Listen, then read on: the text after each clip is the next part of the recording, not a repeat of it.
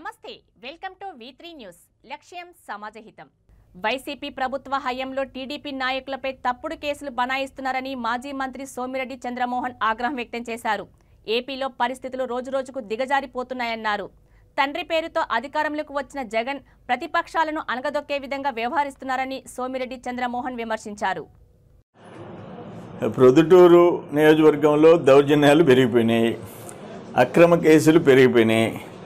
నేనేమంటానంటే ప్రవీణ్ రెడ్డి పద్ధతైనడు, చదువుకున్నాడు, ఒక మాట చెప్పాడు.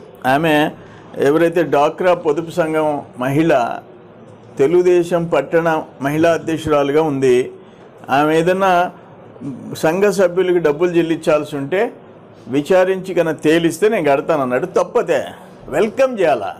ప్రెస్ కాన్ఫరెన్స్ పెట్టిన గంటకి 100 మంది ఇంటిపైకి వస్తారా? ఇంటిపైకి వస్తే ప్రవీణ్ రెడ్డిని తీసుకుపోయి జైల్లో పెడతారా? ఎవరు ఇంటి మీదకి వచ్చారు?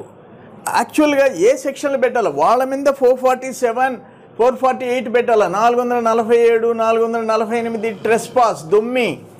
ఎవరింటి మీదకి వచ్చారు? మహిళలు కానీ వాళ్ళని సపోర్ట్ చేసే వైసీపీ గుండాలు కానీ ప్రవీణ్ రెడ్డి ఇంటి మీదకి వచ్చారు. ప్రవీణ్ రెడ్డి మీద కేసు పెడతారు, ప్రవీణ్ రెడ్డికి సంబంధించిన మూర్తిని కొడతారు, గాయాల పాలవుద్ది. ఇంట్లో ఉండే తండ్రి మీద కేసు పెడతారు.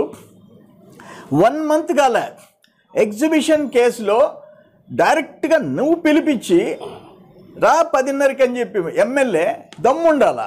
వస్తానన్నాడు ప్రవీణ్ రెడ్డి, పోలీసుల చేత అరెస్ట్ చేయించి కేసు పెడతారు. మళ్ళీ అది సపరేట్ సెక్షన్స్, ఎక్స్టార్షన్ అని చెప్పి ఎక్స్టార్షన్ అని అది పెడతారు. ఇది ఎక్కడ పోతుంది?